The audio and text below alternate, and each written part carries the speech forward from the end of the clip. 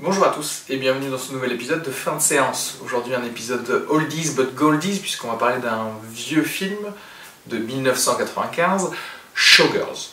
Boobs. Ça va plus loin que ça puisque Paul Verhoeven, le réalisateur de Showgirls, avait également réalisé des films comme Total Recall, Starship Troopers ou encore Robocop. Et dans tous ces films, on note qu'il y a surtout beaucoup de... Non, il y a surtout beaucoup de second degré, c'est ce que j'allais dire. De second degré et également de jeu avec les limites de son audience, des spectateurs, mais aussi de la critique du cinéma. Et c'est quelque chose qu'on peut revoir d'ailleurs dans son dernier film, Elle, épisode numéro 6 du podcast. Je vous laisse cliquer là-dessus.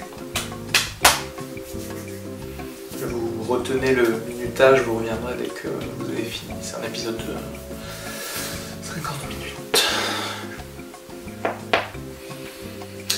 Bienvenue, re-bienvenue. Et Showgirls constitue probablement un chef-d'œuvre dans cette lignée des films à second degré parce que il contient des scènes comme ça.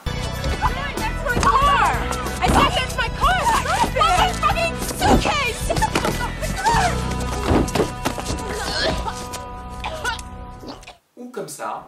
Pinch him a little. You want me to do it for you? I'll do it. I'm erect. Why aren't you erect? Et pourtant, Paul Verhoeven est un génie, donc s'il nous présente ça, c'est qu'il a clairement quelque chose à nous dire. Et justement, on essaye d'en parler aujourd'hui avec Arnaud et Alice. Shut the fuck up! Sérieusement. Sérieusement. Je vais vous laisser écouter ça tout de suite. Voilà, bon épisode, à très vite. Qui m'intéresse du cinéma, c'est les projets avortés, parce qu'en fait, ce film, Showgirls, de Paul Verhoeven, existe parce qu'un autre film n'a pas été fait, le film Croisade, qui devait avoir comme star Arnold Schwarzenegger, et donc en gros, il y avait le trio qui avait fait Total Recall, c'est-à-dire Paul Verhoeven en réalisateur, Mario Kassar en producteur, et il devait nous livrer une espèce d'épopée incroyable où voilà, Schwarzy, une sorte de, je sais pas, comte autrichien, allait partir en croisade démonter des musulmans. Et le truc, c'est que plus ça allait, plus le budget devenait gros. Et Mario Kassar a eu un petit peu peur, a été frileux, et finalement, il a choisi de produire le film L'île aux pirates. Donc, en fait, tout ce film est entouré de mauvaises décisions, je crois. parce que du coup, ça a fait un flop total qui a coulé sa boîte de prod Carolco. Mais ils ont bien voulu lui produire ce film, Showgirls. Et voilà, je sais pas quoi dire de plus, dans le sens où s'il y a bien deux choses qui sont diamétralement opposées entre une épopée du Moyen-Orient avec du sang partout et Showgirls, c'est assez représentatif de ce que le cinéma peut faire. Comment est-ce que vous avez connu ce film, vous, la première fois? Alors, en fait, moi, je l'ai connu cette année. Effectivement, je l'ai connu grâce à un autre film. Je suis tombée par hasard par un film qui s'appelle Roadhouse, avec Patrick Swayze, qui forcément d'un coup m'a rendu très nostalgique. Donc j'ai regardé ce film, j'ai regardé 3 fois dans la même semaine, une espèce de crise comme ça. Voilà. C'est la scène de la trachée qui t'a tout, mais Patrick Swayze, une femme sans culotte comme ça. Non mais c'est fou, hein. Il y a un mauvais goût hallucinant pendant tout le film. Je crois que tu as tu as dit un truc très important pour ce film aussi. Voilà, exactement, le mauvais goût. Et donc j'en parle à un ami de ma passion soudaine pour ce film, quoi, trop d'informations. Donc il me dit non mais toi t'as pas vu Showgirl. Et donc effectivement je n'ai pas vu Showgirl. Et dans la foulée, j'ai regardé Showgirl, mais voilà, en ayant Roadhouse dans ma tête, en pensant que ça allait être un peu la même chose. Ouais, d'accord. Et donc la première fois que je l'ai vu, donc c'était pas au cinéma, c'était cette année, voilà, sur une télé, des choses comme ça. Et je pense que ça a été un choc, on peut le dire. Arnaud? Ouais, ben moi t'étais là quand je l'ai découvert ce film, puisque c'était au festival de Deauville il y a presque 10 ans, je pense maintenant. Ouais. Il y avait une rétrospective du cinéma américain des années 90 dans une toute petite salle de cinéma qui passait des films 24 heures sur 24. Je crois que c'était une projection à 1h du matin, quelque chose comme ça. Ouais. On devait être 4 ou 5 dans la salle. Et je connaissais plutôt bien le cinéma de Verhoeven, et même en connaissant son cinéma, et je parle pour toi aussi en disant ça, on a quand même été un petit peu surpris par le film. Alors, Et si je me souviens bien, on en a beaucoup parlé durant les autres séances aussi. alors pour te rappeler, en fait, on n'était pas 4 ou 5 au début de cette séance, hein, parce qu'il faut savoir que le président du Festival de Deauville inaugurait un truc nouveau qui s'appelait les Nuits américaines, où en gros ils allaient nous repasser des bons vieux films américains. Enfin, pour le coup d'ailleurs, ce film n'est pas du tout américain parce que le réalisateur est hollandais, les principaux producteurs sont français en plus, parce que, enfin bon, bref. Et du coup, et moi je connaissais ce film de, tu vois, à base de téléfilms de dimanche soir, quoi, presque, Ouais, sur ouais. M6. Ouais. Et je me suis dit, non mais pourquoi passer ce film? Genre c'était pas possible pour moi, tu vois, parce qu'en fait, ce qui était très difficile pour moi, je pense, à l'époque, d'ailleurs je savais pas que c'était Paul Verhoeven avant de me dire, mais c'est Paul Verhoeven qui avait réalisé ce film, parce que pour moi, Paul Verhoeven c'est quand même quelqu'un d'intelligent, et Showgirls arrive à voguer sur cette limite du est-ce que c'est du second degré ou pas? Et c'est ça qui est incroyable, et du coup, clairement, bon. Et en fait, c'est toujours très difficile parce que tu as beau te dire non, mais c'est Paul Verhoeven, c'est un mec, je veux dire, tu vois, il a un QI normal, il peut pas faire ça réellement. Mais il y a des choses où c'est tellement bien maîtrisé, c'est comme si tu voulais faire faire un Fast and Furious toi-même, mais tu vois, ou donner à Stanley Kubrick de faire un Fast and Furious et qu'il le fasse parfaitement. Il donne les dialogues exactement qu'il faut, tu vois, à Vin Diesel. Pour que tu te dises non, c'est pas possible. Mais moi du coup oui, je l'avais vu avant à la télé et j'ai été surpris de voir que des cinéphiles pouvaient considérer que ce film était intéressant. Et plus ça va, plus j'acquiers des connaissances au cinéma, plus je me rends compte à quel point effectivement il est intéressant quand même ce film. Qu'est-ce que vous en pensez justement de ce film de manière générale? Bon, je vais peut-être commencer. En fait, donc comme je l'ai dit, la première fois que je l'ai vu, j'ai eu un sentiment assez mitigé en le voyant. Je savais pas comment me situer en fait par rapport à ce film. C'est-à-dire que à la fois c'est quelque chose que t'as l'impression d'avoir beaucoup vu, notamment dans le cinéma américain des années 90, et à la fois pas du tout, quoi. C'est-à-dire qu'il y a énormément d'éléments qui sortent des conventions en fait que tu peux avoir sur ce genre de film. Et maintenant, en l'ayant revu, en l'ayant un petit peu, de plus en plus, je me dis vraiment que je pense que c'est un des meilleurs films de Verhoeven de sa période américaine, en fait. Je crois qu'en tout cas, ça synthétise le rapport qu'il a eu à Hollywood. Oui. Et c'est ce qu'on se disait, en fait, en sortant du film, quand tu regardes la liste des chansons qui ont utilisées pendant le film. Les titres, c'est quelque chose comme The Beast Within Me, Ouais. I'm Afraid of Americans, et c'est que des titres comme ça, et t'as l'impression que c'est le sentiment de Verhoeven sur l'Amérique et sur Hollywood et sur ce qu'il a vécu.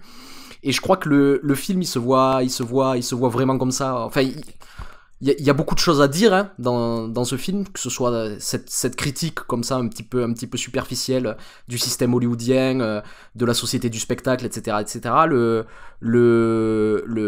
rapport du film au féminisme, il y a énormément de choses à dire, oui, oui. et on va y aller petit à petit, mais d'abord ouais. on va dire c'est très intéressant ce que tu viens de dire sur sur la BO, parce qu'en fait la BO est dégueulasse, hein, je veux dire les chansons sont vraiment moisies et très très moche, ouais, très moche. Et du coup tu vas voir, et j'ai fait peut-être, je sais pas, la même chose que toi. Du coup je suis parti voir la BO de Showgirls. Effectivement, en fait tu te dis il n'a choisi ces titres là que pour les titres, juste les titres réels en fait. J'ai l'impression qu'il voulait faire passer un truc par là. Et il se trouve que bien sûr, tout, en fonction de ces titres, tout était pourri. De toute façon. Non, mais même après, moi, ce qui m'a saisi au niveau de la BO, c'est vraiment le spectacle, les chansons qui sont quoi, c'est pas les chansons d'ailleurs, hein, c'est l'orchestration, quoi, les morceaux qui sont choisis pour spectacle. C'est hyper intéressant. On voit qu'il est allé voir des spectacles. J'ai travaillé à peu près 6 ans au Lido. Pas en tant que danseuse, je rassure, je suis pas moi-même une showgirl, mais j'ai travaillé au vestiaire et donc je peux vous dire, je connais par cœur ce genre de spectacle et le mauvais goût d'ailleurs visuel et sonore que ça entraîne.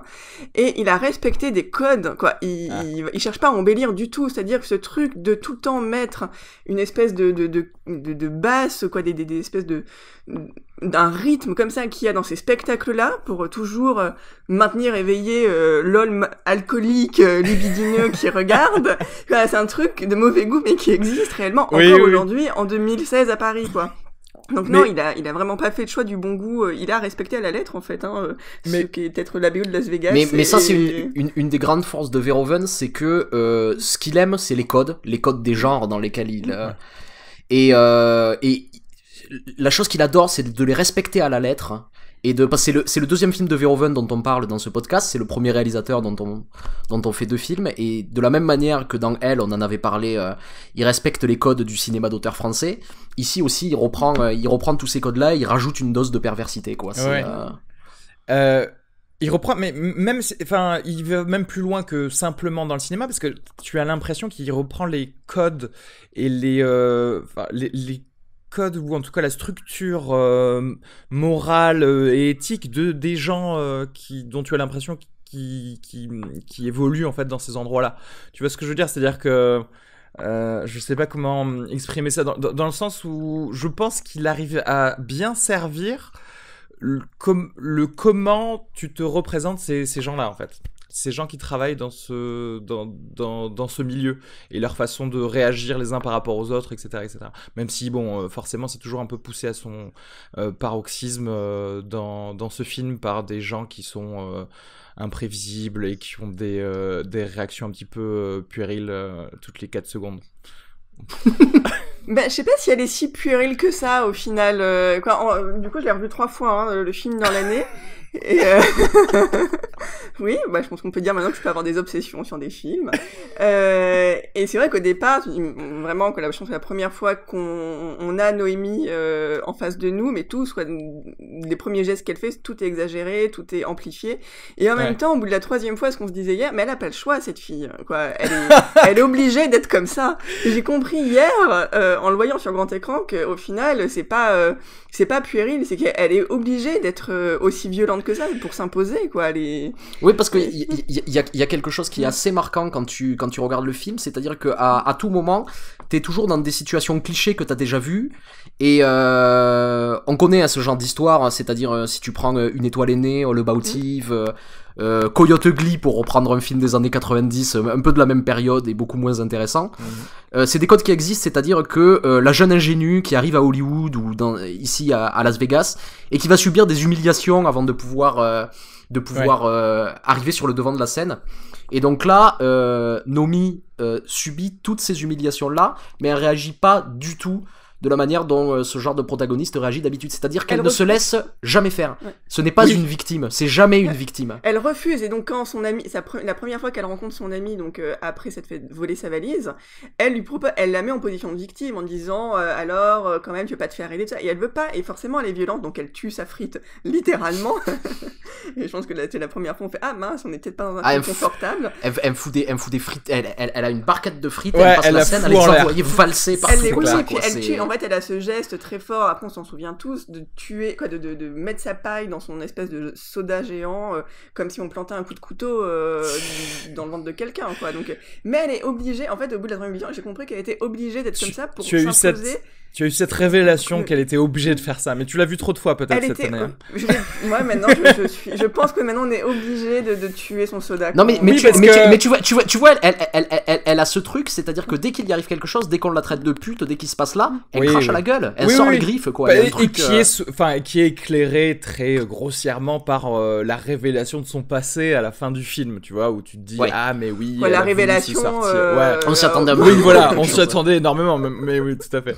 Enfin, on se disait pas qu'elle était astronaute, tu vois, cette fille, qu'elle a décidé de quitter la NASA pour aller faire du showgirl, tu vois. On savait que ce qu'elle faisait avant. On sait dès le départ qu'elle ment sur son identité quand même, hein, on sait, c'est clairement dit. Qu'est-ce que je sais plus, je voulais vous dire quelque chose à ce propos, mince, j'avais mes notes et j'ai totalement oublié.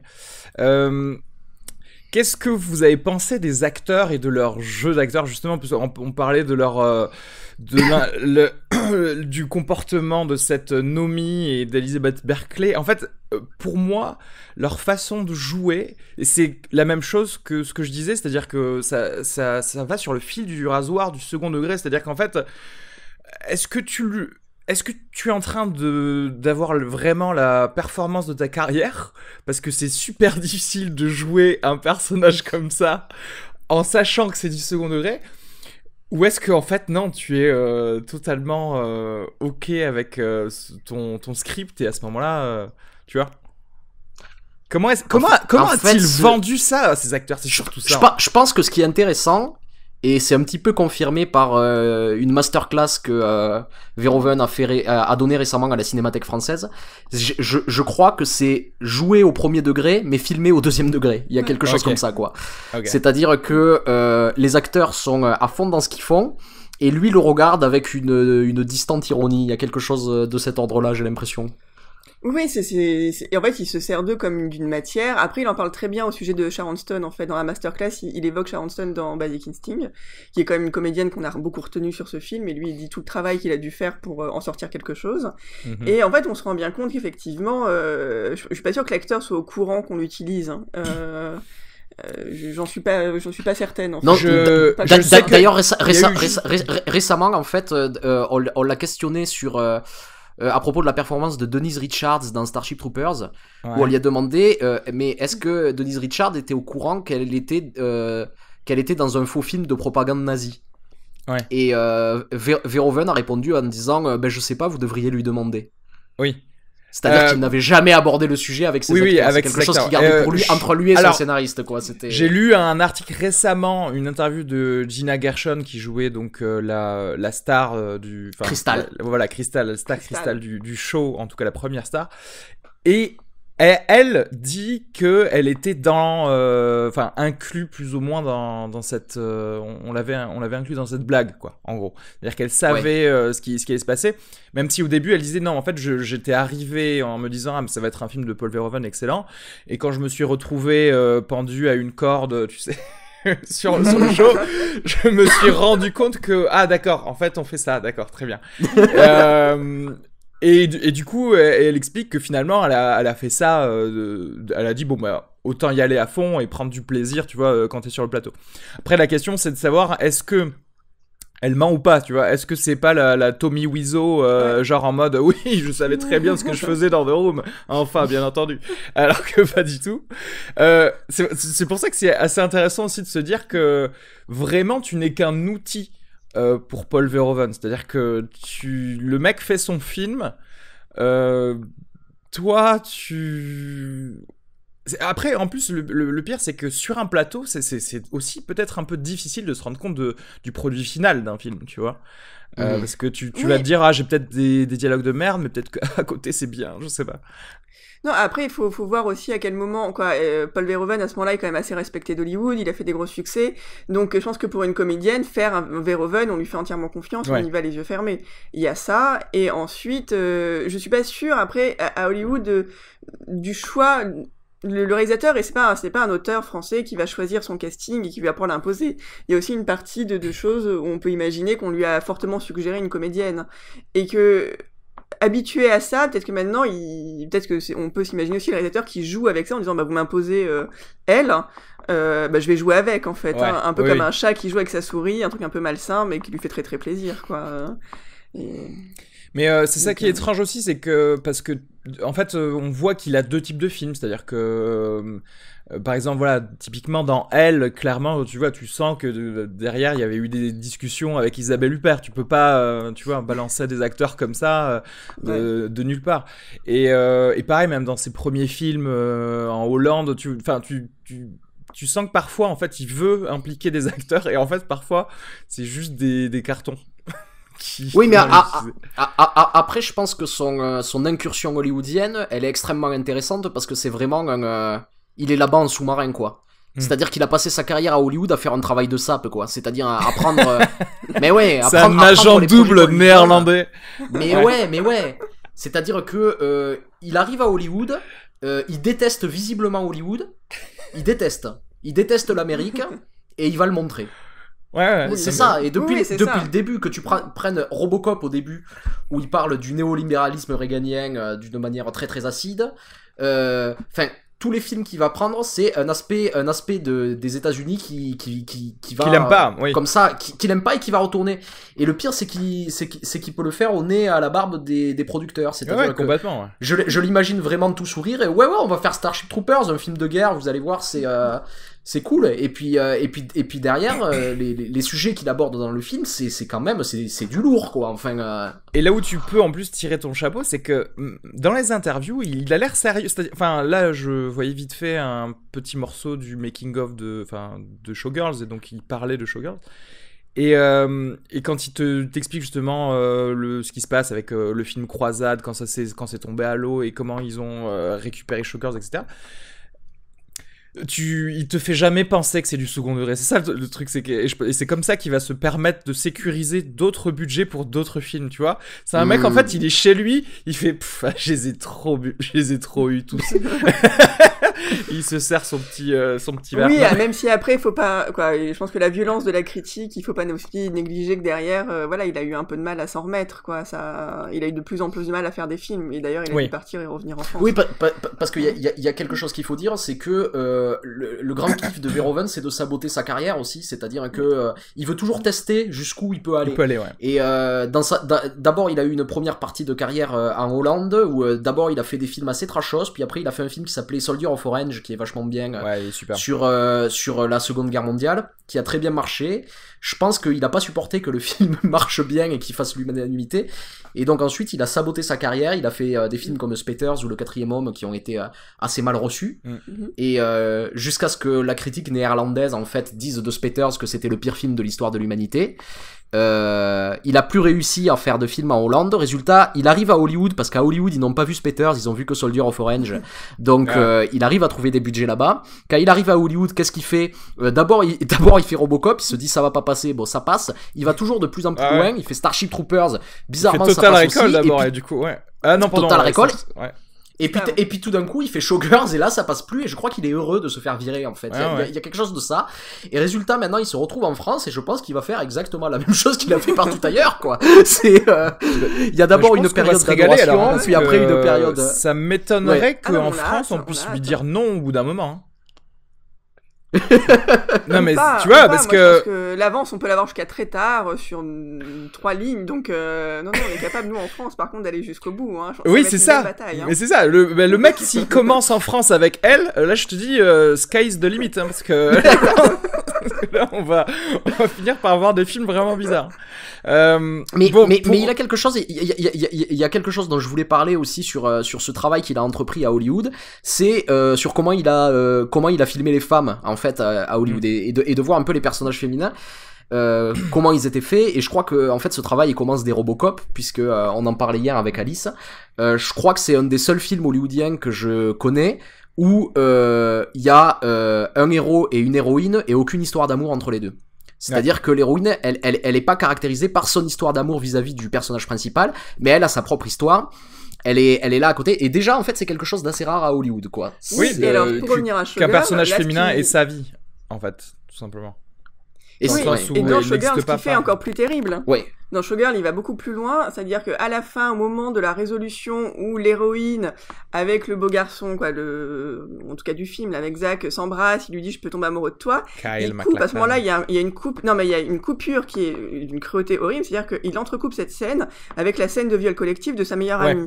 C'est quand même comment massacrer Cendrillon, quoi. C'est horrible. Ouais. C'est là-dessus, on peut pas... Oui, c'est un... et elle aura jamais de rédemption par l'amour comme peuvent avoir les personnages comme ça. Elle garde son indépendance jusqu'au bout, elle se laisse jamais bouffer par quoi que ce soit, et c'est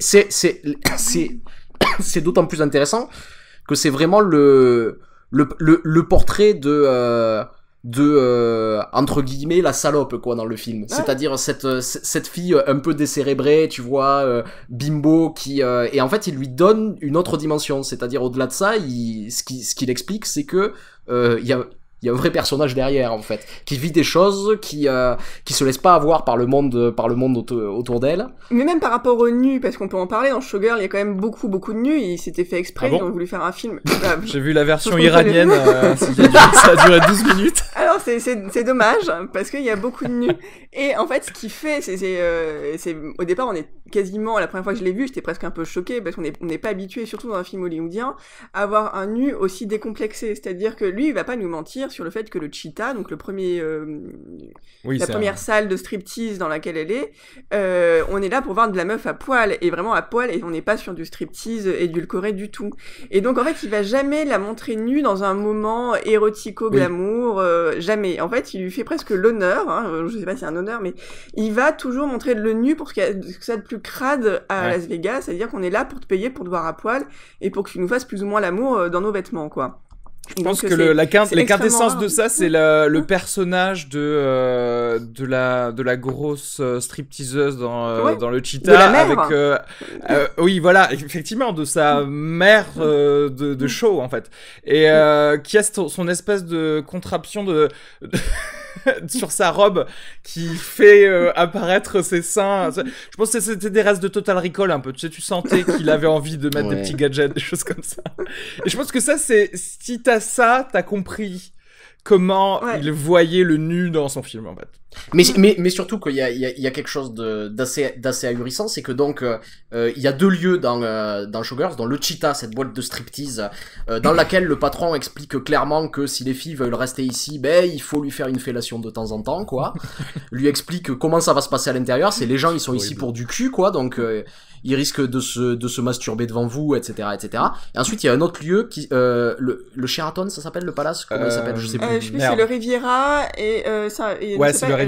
Au Stardust et le Stardust et le Riviera. Et dans cet endroit, qui est soi-disant classe, qui en réalité est tout aussi vulgaire que le Cheetah, où on nous explique que là c'est du classe, que les clients sont raffinés, mais en fait derrière on nous raconte que en fait les clients ils prennent les danseuses pour des putes, puisqu'il y a une scène.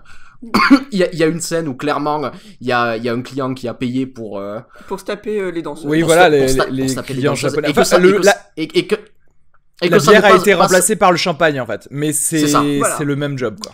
Et que ça ne pose aucun problème. Il y a une scène assez géniale où, justement, après cet incident, Nomi va voir le patron de l'endroit, donc Zach, et lui dit qu'il y a eu un problème. Là, Zach, hors de lui, appelle le type qui fait du proxénétisme dans cet endroit et lui dit que s'il recommence, il sera viré. Nomi, hyper contente, tombe dans les bras de Zach et puis le remercie. Et une fois qu'elle se barre, Zach prend son téléphone, rappelle le type qui vient d'engueuler et lui dit « T'inquiète, je déconne, hein.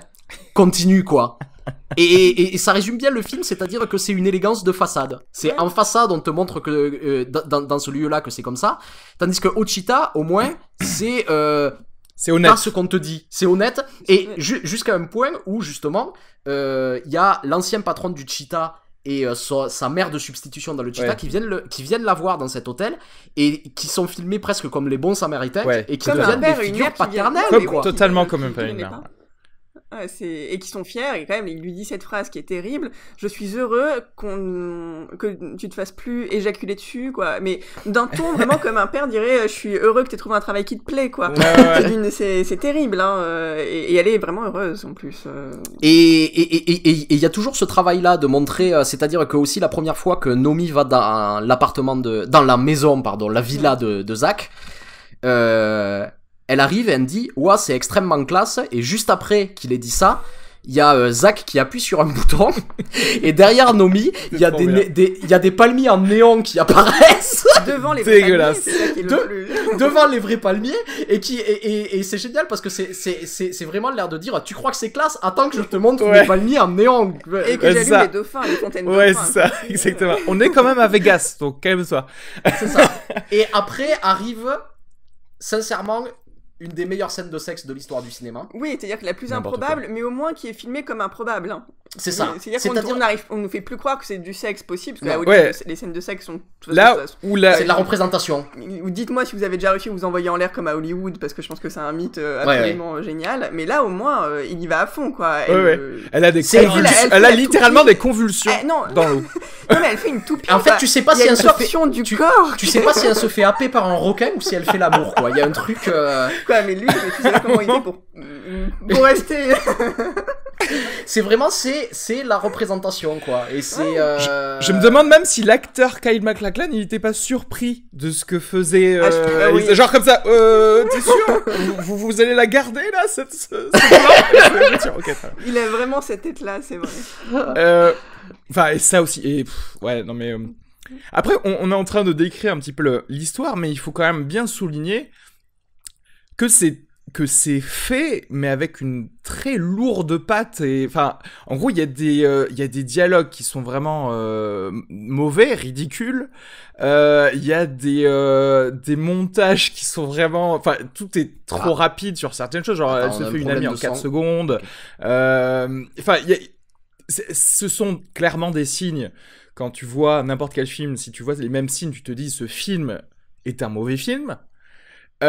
Sauf que, en l'occurrence, tu sais que c'est de Paul Verhoeven. Parce que vraiment, tu aurais apposé le nom de n'importe qui d'autre d'un mec qui a fait genre la vengeance de l'Alligator 4, tu vois, et tu aurais dit, bah ce film c'est de la merde, tu vois. Parce que très probablement il aurait. En fait, je vais te dire un truc. On en a parlé en sortant du film. On a eu une grande discussion hier avec soir. ce qui est génial, c'est que. Et vous n'êtes pas enregistré, bravo. Tu regardes le film, c'est très moche, c'est très vulgaire. Tu le regardes et tout dans la musique, dans l'image, etc., etc. Mais par contre, quand tu analyses la mise en scène en elle-même, la chorégraphie des déplacements à l'intérieur du plan, les cadres, tu te rends compte que c'est le travail vraiment d'un cinéaste solide. C'est-à-dire qu'il y a un jeu sur tous les plans, premier plan, deuxième plan, arrière-plan, avec les acteurs qui bougent dans cet endroit-là. Quand tu dois voir les réactions des acteurs, il y a des acteurs qui arrivent dans le cadre pour nous montrer les réactions d'un personnage par rapport à ce qui se passe. C'est-à-dire que c'est une mise en scène extrêmement fine, mais qui a un vernis de moche et de vulgarité. Alors, c'est le seul c'est le seul signe de justement d'un cinéaste accompli en fait, parce que oui, il nous demande d'être intelligent surtout et de voir au-delà du vernis. Mais c'est pour ça que c'est un effet qui se coule, ce film. La première fois qu'on le voit, on le voit pas, quoi. On est trop ébloui par toute la vulgarité. Mais c'est ça qui est aussi intéressant, parce que pour moi, c'est presque pas un film de Verhoeven, c'est un film des années 90 en fait. C'est-à-dire que Verhoeven a voulu dire les années 90 vous font un film et c'est ça. Et il te le montre, tu vois. Mais c'est vrai, il fallait quelqu'un comme ça. Mais ce que je veux dire, c'est qu'on n'aurait jamais regardé ce film, il serait jamais devenu culte si c'est. Et bon, bien sûr, ce que je dis, c'est un peu de la tautologie, parce que si c'était pas Verhoeven, on n'aurait pas regardé le film et que ça aurait pas été fait avec le même second degré. Mais justement, c'est-à-dire qu'on aurait presque pu avoir le même film d'un réalisateur de seconde zone sans le second degré. Tu vois ce que je veux dire? Ouais, mais pour moi, c'est un. Non, regarde Roadhouse, parce que moi, je les ai regardés côte à côte, quasiment ces films. Et la première chose que je me suis dit, sachant que voilà, Showgirl pour moi, on m'avait dit que c'est un film un peu vulgaire, tout ça. Je me suis dit, ah ouais, mais il y a quand même du cinéma, parce que dans Roadhouse, le début est à peu près similaire. Mais là, dès le premier plan, c'est absolument composé. Oui, l'esthétique est totalement. Extra, je suis d'accord. On est quand même dès les premières minutes, on dit on est dans du cinéma. Après le reste. Voilà, c'est beaucoup mais de attention, qui... quand je dis ça, c'est pas pour... Au contraire, c'est un compliment encore plus grand pour ce film. C'est-à-dire que quand je disais qu'il flirte avec la limite du est-ce qu'il est sérieux, c'est justement ça. C'est-à-dire que arriver à, bon, certes, avoir des plans parfaits d'un vrai réalisateur, mais qui offre quelque chose qui est aussi absurde, je trouve que c'est très difficile à faire, en fait. Je pense que c'est peut-être l'un de ces films les plus compliqués, parce que, enfin, tu vois, à quel moment, qu'est-ce que tu gardes pas. Je pense que, d'ailleurs, je sais pas ce qui s'est passé, enfin, je sais pas qui est son monteur ou quoi, mais ça devait être, j'aurais adoré faire partie de cette petite salle où ils allaient monter ce film, parce que je pense que tu devais te régaler, Après, le film est très très écrit, quand même. Il y a un scénario extrêmement solide dans le film. Il y a quand même une structure dans le scénario qui est très solide. Ça part pas dans tous les sens au niveau du scénario. Au contraire, c'est extrêmement précis. Peut-être Arnaud, tu seras. Ouais, non, mais même sur les parcours du personnage, il y a un personnage qui est extrêmement complexe dans le film, c'est Crystal. Oui. Le personnage de Gina Gershon, c'est-à-dire le rapport qu'elle entretient avec l'héroïne est très trouble, c'est-à-dire que d'abord elle fait une obsession, mais vraiment une obsession pour cette fille, il y a vraiment une relation amoureuse qui se développe, et et le rapport amour-haine qui est développé entre les deux personnages, c'est quand même d'une complexité assez folle, quoi, la manière dont ça se retourne, et à chaque fois ça te paraît pas artificiel, c'est-à-dire à partir du moment où Crystal décide de lui faire des coups de pute, tu comprends le retournement qui s'est passé, ce moment où elle réalise que en fait cette fille lui échappe et qu'elle n'arrivera jamais à la contrôler, c'est mais quelque part elle l'a créé, Crystal Tout à fait. crée Nomi, c'est sa créature. Tout comme elle-même a dû se faire créer par quelqu'un d'autre, parce que la scène finale, à l'hôpital, où en fait tu te rends compte que c'est une espèce de cycle, voilà, et très probablement Elizabeth Berkley deviendra la personne qui se fera pousser dans les escaliers, quoi. Tu la vois pour la première fois sans maquillage, d'ailleurs, Crystal, dans cette scène, et t'as l'impression que le jeu va continuer entre les deux femmes quand elle arrive ici, et pas du tout, en fait. Pas du tout, bah non, elle a enlevé le masque. Mais oui, c'est-à-dire, même elle lui dit, je suis plutôt contente que ce soit terminé. Non, mais cette scène est absolument sublime. Déjà, on a face à une très très bonne comédienne, et effectivement, il y a le vrai baiser amoureux du film, quand même. Tout à fait, le seul.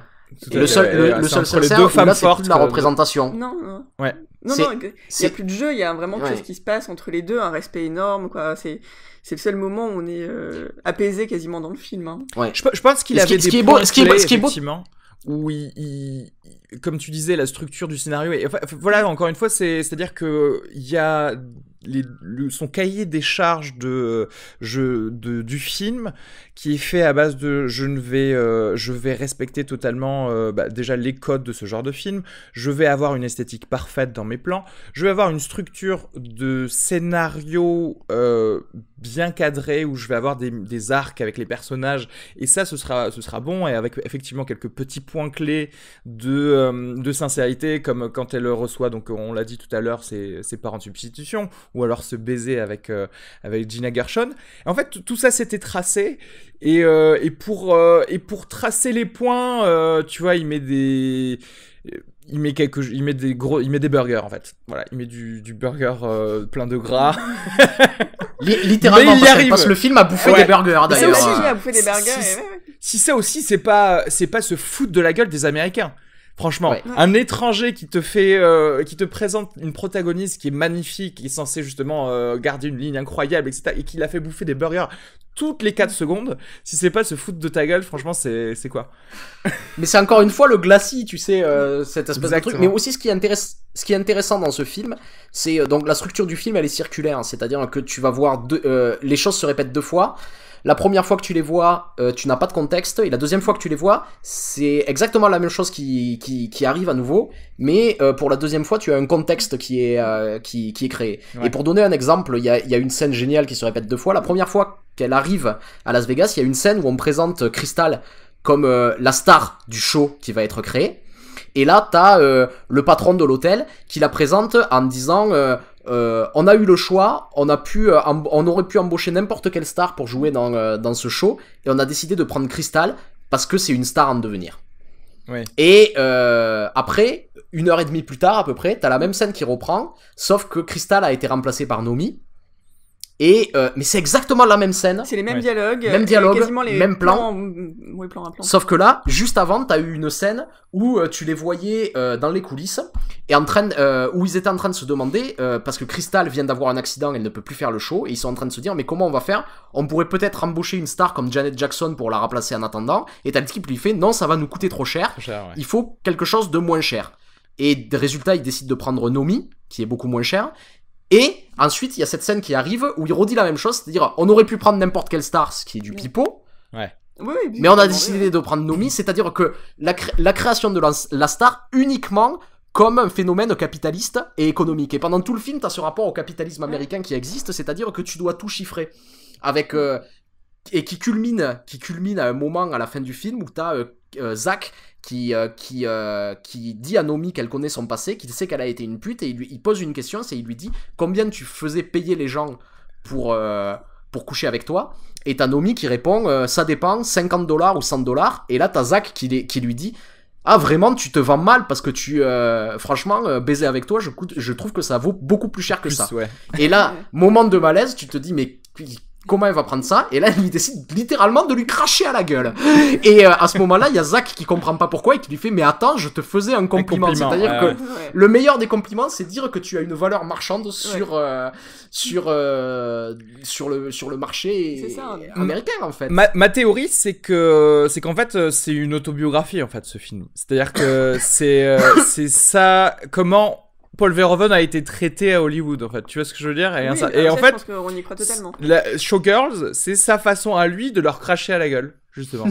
Oui, de toute façon, le dernier plan qui dit donc Los Angeles à 300 miles, voilà, hein, ça indique tout à fait. Exactement. Quoi, on comprend ça assez bien d'ailleurs. C'est pas du tout caché. Et toujours dans cette structure circulaire, c'est-à-dire que la grosse différence entre ce film et les autres, c'est que dans la plupart des films qui racontent cette histoire, donc comme on l'a dit, il y a la première période d'humiliation qui existe aussi dans ce film, mais en fait, on finit par y arriver, on arrive sur le devant de la scène et tout va bien, le rêve américain est accompli. Ici, le rêve américain pourrait être accompli.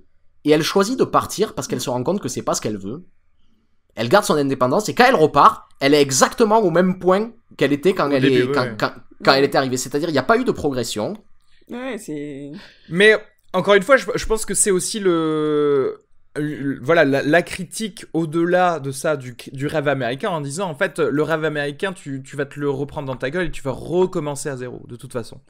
Oui, mais d'ailleurs, c'est assez bien dit avec les personnages secondaires. Est-ce que vous avez remarqué, déjà, il y a beaucoup de personnages secondaires qui sont noirs. Je pense que c'est pas du tout fait, c'est pas par hasard. Ouais. Ils ont pas mal d'importance et d'ailleurs, elle pourrait accéder à une partie de ce rêve grâce à ses amis.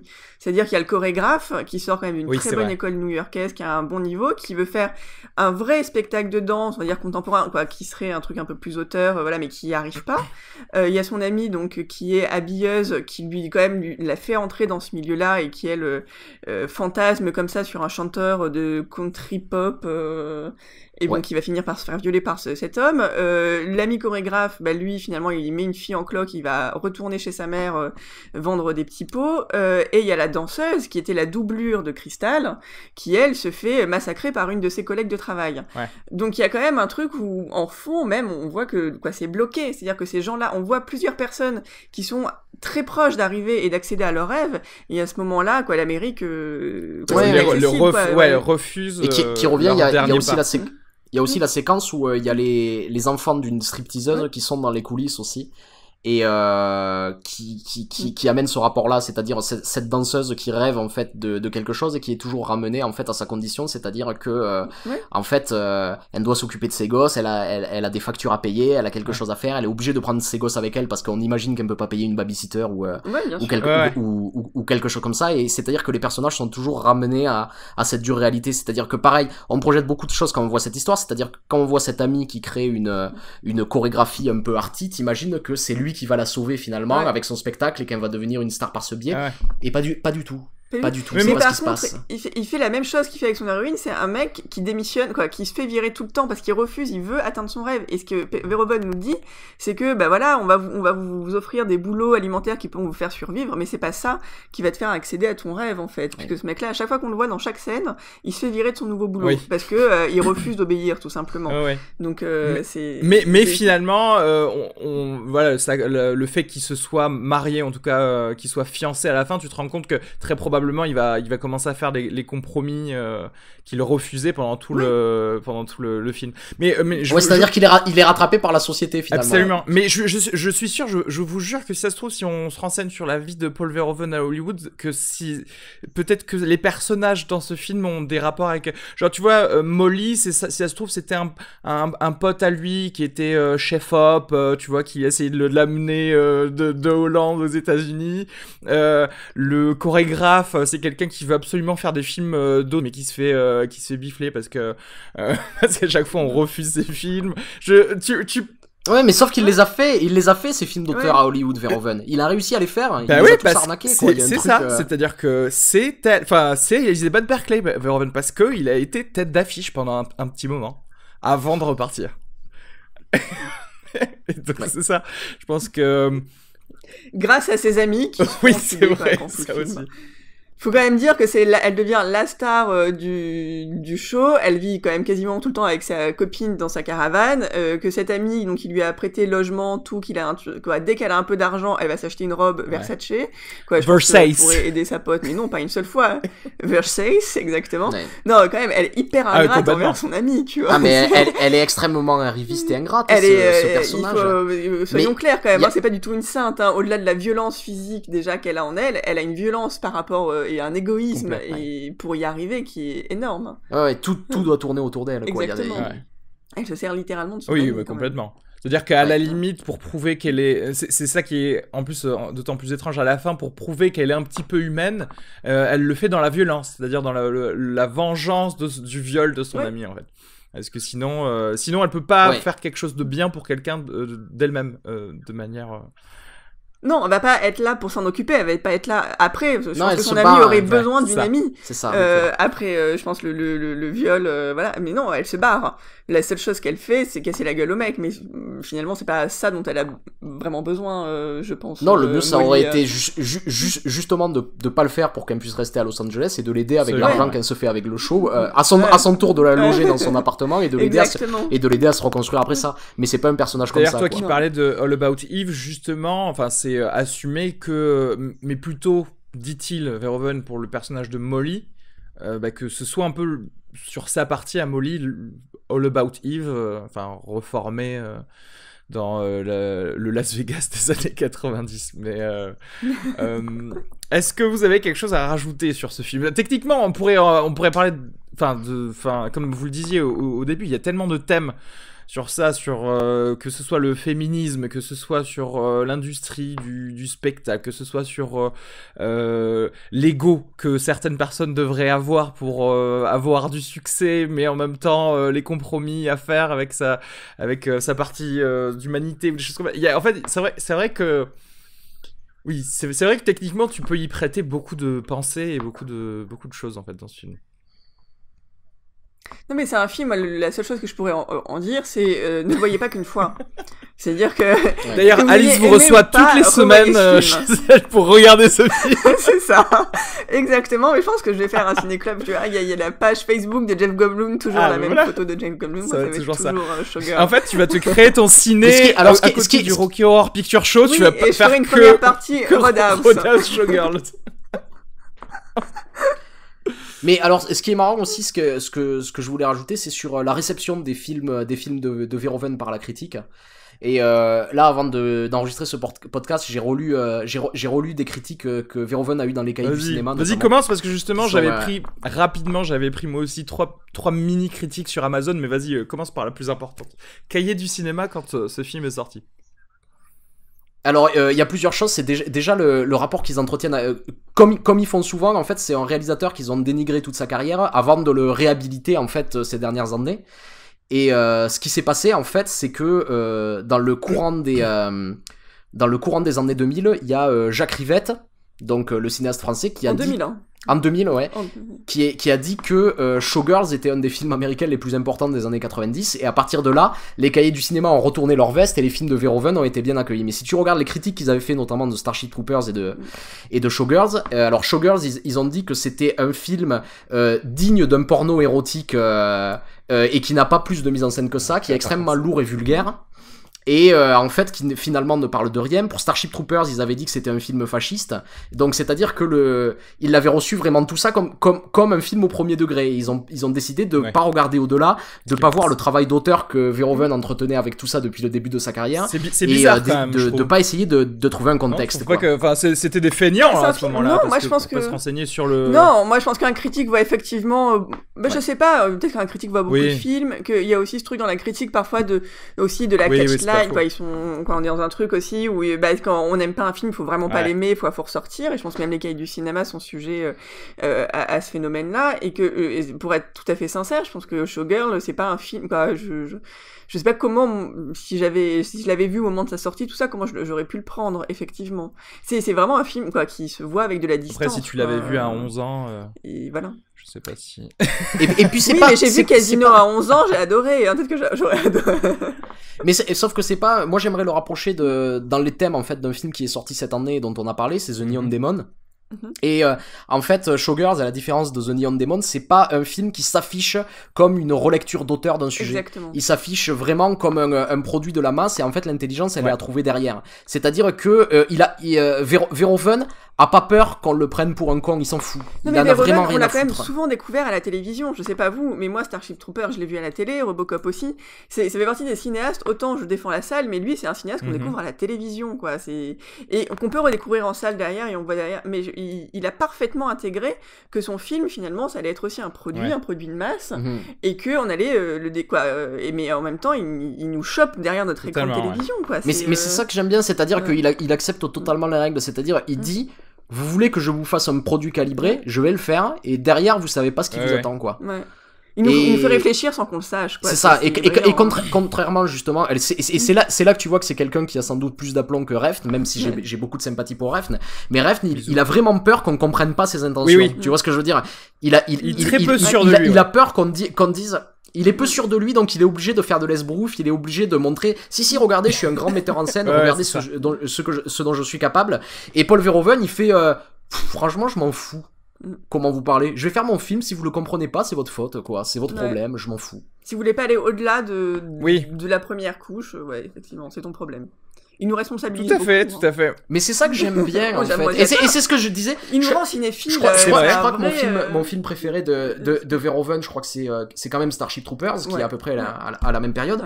Et ce que j'adore, c'est que donc Starship Troopers, c'est un peu une analyse d'un système totalitaire, comme on peut en voir beaucoup dans la littérature et au cinéma. On peut penser au Meilleur des mondes, tu sais, ou plutôt à 1984 d'ailleurs, ou des livres comme ça. Et ce qui se passe généralement, c'est que là aussi c'est un genre très codifié, c'est-à-dire qu'on va nous montrer le personnage qui arrive à se rendre compte ce qui se passe derrière le système, la manière dont le peuple est manipulé, etc., etc. Et le livre nous amène à travers ce regard à regarder les rouages de ce système. Et dans Starship Troopers, pas du tout. C'est-à-dire, il y a aucun personnage qui se rend compte qu'ils sont dans un système fasciste. Le système. Et donc, il nous amène dans ça, et c'est très dérangeant, quoi. Voilà, c'est une caméra qui te montre le système. Et c'est à toi de te débrouiller avec. Et moi, j'aime bien ce côté où il se dit, mais en fait, non, mon spectateur, il est intelligent, quoi. On a tous eu notre épiphanie un jour, après de la 10e fois d'avoir vu Starship Troopers. Ouais. Mais en fait, il dénonce. Mais en fait, il ressemble à des gens de la Gestapo, non? Qu'est-ce que c'est, ces gens-là?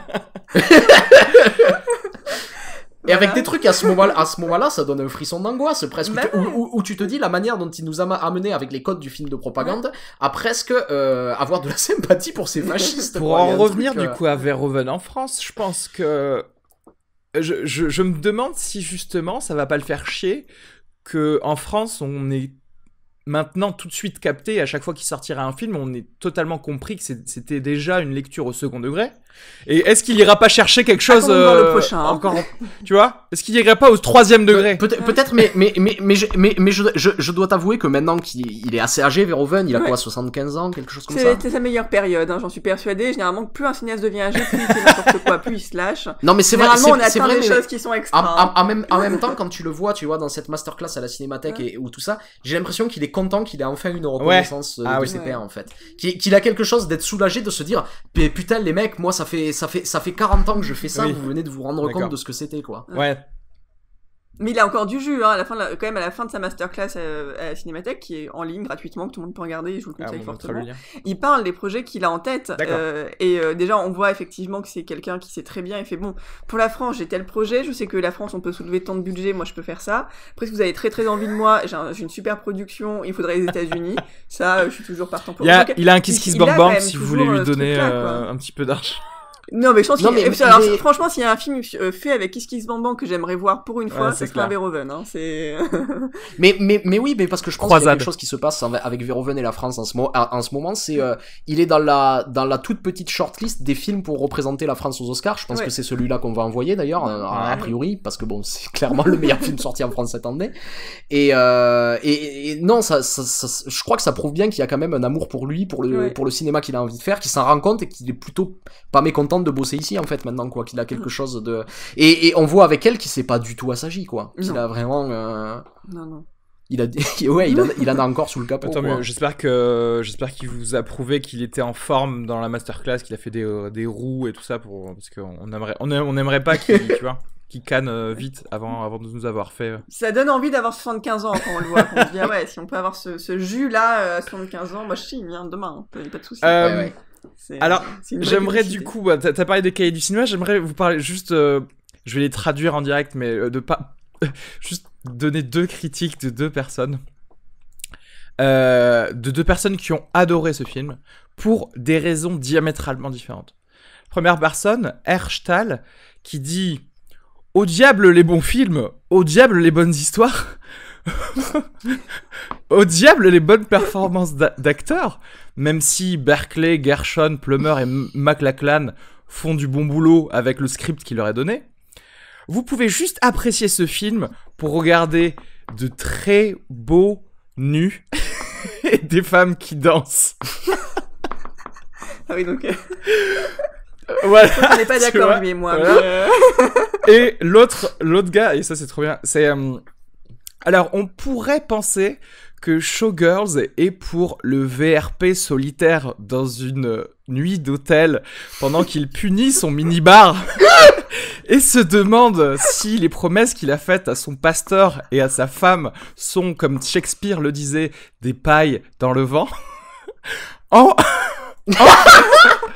Le sous-texte de ce film est profondément prolétaire d'une manière que rarement on présenté dans les productions hollywoodiennes, malgré leur populisme qui célèbre en général les évasions du prolétariat par les Erin Brockovich, etc. C'était beau comme 2 personnes qui pouvaient mettre 5 étoiles à ce film pouvaient l'aimer pour des raisons totalement différentes.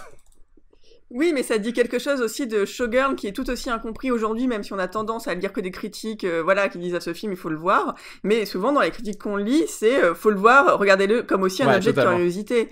Or, ça va bien au-delà ça va vraiment au-delà de ça, quoi. Ayez la curiosité, en tout cas, de vous ouvrir à Paul Verhoeven et essayer de voir l'intelligence qu'il y a derrière. Mais c'est pas simplement un truc. Après, pour faire connaître Paul Verhoeven à quelqu'un, je sais pas si je commencerais par Showgirls. Comme je l'ai dit, et vraiment, je suis sincère, je pense qu'il a été très compliqué à faire. Il est aussi assez pointu à apprécier, en fait, je pense. Ouais. Combien de miam vous donneriez sur 5 pour Showgirls? Moi, j'en donnerais 6. On a donc 6 miam. Faut que ça soit un peu écœurant, Showgirl, bon. Tu vois. Et toi, Arnaud? Moi, je mets 4 miam, mais comme tu sais, 4 miam, c'est très très bonne note. Moi, je donne 3,5 miam, parce que je l'ai noté comme ça sur IMDb, 7 sur 10. Très bien. Alors, je sais pas, pour le coup, on va peut-être couper ou pas ici, mais je t'avais filé le lien pour les Blu-ray. Je sais pas si vous avez eu le temps de regarder, j'avoue que j'aimerais bien y rejeter un petit coup d'œil. Ouais. Vous avez choisi déjà ou pas? D'accord. Ouais. Du coup, c'est moi le mauvais élève en fait dans cette histoire. Commencez du coup, vous allez pouvoir me dire qu'est-ce que vous avez choisi dans les sorties. Alors, moi j'ai choisi le Robert Duvall, qui est Wild Horses. Donc c'est. Alors pourquoi j'ai choisi ce film? Bon, parce que déjà dans toute la liste qu'il y avait beaucoup de Batman, de Star Trek et d'Harry Potter, et malgré tout l'amour que j'ai pour tout ça, c'est pas forcément les DVD, les multiples sorties. Et au milieu de ça, il y a Robert Duvall qui fait de la résistance et qui choisit pour sa réalisation de s'associer avec James Franco et Josh Hartnett. Et vraiment, rien que pour ce casting improbable, et ce film que j'ai raté au cinéma, je prendrais ce film-là en fait. Ça me donne très envie. Tu l'as déjà vu, tu aimerais le prendre pour le découvrir? Non, je l'ai pas vu. Moi, j'aimerais le prendre pour le découvrir, et je pense que le casting improbable et un peu 90s faisait bien écho à Showgirl. Du coup, en gros, c'est celui qui te fait, qui te donnerait le plus envie, en tout cas. Voilà. D'accord. Exactement. Et Arnaud? En fait, moi, il y en a 2 dont j'aimerais parler. Alors, sur la liste d'août, moi, je vais quand même recommander Batman contre Superman de. Attends, est-ce que t'as vu l'Ultimate Edition ou pas? D'accord. Non, j'ai pas vu l'Ultimate Edition. Donc je parle de la version sale, moi, que j'ai vue, parce que je pense sincèrement que c'est sans doute le pire film de l'année. Mais ce que je trouve c'est vrai qu'il y en a d'autres qui sont. Mais en fait, à la différence de Suicide Squad, qui est juste un mauvais film, Batman contre. En fait, ce que j'aime dire souvent, c'est que généralement, quand je vois des mauvais films, ils sont souvent mauvais pour les mêmes raisons. Et les bons films, ils sont bons pour des raisons différentes à chaque fois. J'aime pas les films pour les mêmes raisons, tu vois, il y a des choses comme ça. Et Batman versus Superman, je le trouve très mauvais, mais pour des raisons complètement différentes que tous les autres films. Ouais, et je trouve que c'est un objet un peu... Ça donne envie de le voir. Ouais, mais c'est un objet très bizarre, en fait, dans le cinéma hollywoodien. Quand je suis sorti, je me suis dit... Ce film est bizarre, je comprends pas comment il a été produit, tellement c'est le bordel en fait quand tu regardes ce truc, et je suis juste étonné parce que c'est un ovni qu'on n'a pas envie de voir, mais il est là, il existe, alors autant essayer de l'analyser. Et ensuite j'aimerais juste rajouter un petit... c'est un film qui est sorti en juillet en DVD, mais je crois que c'est mon film préféré de l'année pour le moment, c'est The Assassin de Uche Uchien. Que j'ai vu 3 fois au cinéma, qui est un film assez complexe, qu'il faut voir plusieurs fois pour essayer de comprendre. C'est un film qui se construit comme un puzzle, mais qui arrive à être à la fois intriguant et émouvant, en fait, dans ses meilleurs moments. Et voilà, je trouve que c'est un film à découvrir. Ça ressemble à rien d'autre que j'ai vu de ma vie, en fait. Voilà, donc je recommande ce très film. Bien. Sachant que pour rajouter, oui, il semblerait que la version en plus de The Assassin soit très très bien masterisée, et que celle de Batman vs Superman en 4K Ultra HD Ultimate Edition soit très très bien. D'ailleurs, je l'ai vu en fait. Je dis ça, mais il semblerait. Le mec dit c'est propre, il semblerait. Ah, mais d'ailleurs maintenant ça compte pour août, parce que le Blu-ray de The Assassin sort ce mois d'août, alors que le DVD était sorti en juillet. Voilà, c'est pour ça. Parfait. Et moi, en fait, je vais faire un peu comme toi, Alice, parce que je vais un petit peu genre sortir un nom d'un film que je n'ai pas encore vu et que j'ai chez moi depuis longtemps, et que tout porterait à croire que normalement je l'aurais vu même dès sa sortie, mais c'est le dernier film de Michael Bay, 13 Hours, qui parle pourtant en plus avec des acteurs que j'aime beaucoup, John Krasinski et le mec bien sûr dont je me rappelle pas le nom, mais qui jouait dans la série Rubicon et 24 heures chrono, et qui parle de l'attaque de l'ambassade de Benghazi. Donc c'est quand même c'est son 2e film tiré d'une histoire vraie après Pearl Harbor. Et je ne sais vraiment pas ce qu'il vaut. J'avoue que il est presque passé inaperçu, ce film. Est-ce que et je sais pas, et j'ai pas entendu de critique, je sais pas si c'est bien. Donc voilà, moi je prendrais ça du coup. Voilà, je pense qu'on a fait tous notre choix. Je pense que c'est tout. Merci beaucoup. Merci à tous. Bisous. Et Merci. puis à la prochaine pour Showgirls 2, j'espère, qui sera tourné en France. Qui existe, hein. Quoi? Oui, Qui a réalisé ce film? Ouais, Bien Showgirls. C'est une des actrices de Showgirls. Oh putain. Je sais pas ça, laquelle, alors... mais ouais, c'est une des actrices de Showgirls. Waouh. Ouais, qui a réalisé le film. J'ai envie de dire, j'espère que Je ça va me sortir en demandais DVD depuis pour pas mal qu'on de puisse en temps parler. si on devrait faire une partie spéciale nanar dans les fins de séance. Je pense, si vous voulez, on pourra refaire ça dans la fin de l'année ou début de l'année prochaine. On fait Showgirls 2. Je suis très cliente. Bah, s'il vous plaît, faites Roadhouse, quoi. Invitez-moi si vous faites. Si tu veux, on peut faire un double feature Roadhouse Showgirls 2. Comme ça, Alors là, je suis cliente. Hein. Mais il y a plusieurs trucs. On en avait parlé, mais les épisodes thématiques, on avait parlé de faire les films. Ah oui, racistes oui, aussi, c'est vrai tu qu'il sais, faut qu'on fasse ça. Ah, oula, il y a du. Non, là, il y a tellement de choix. Bon, merci beaucoup, et puis à une prochaine fois alors. Bisous. Ciao.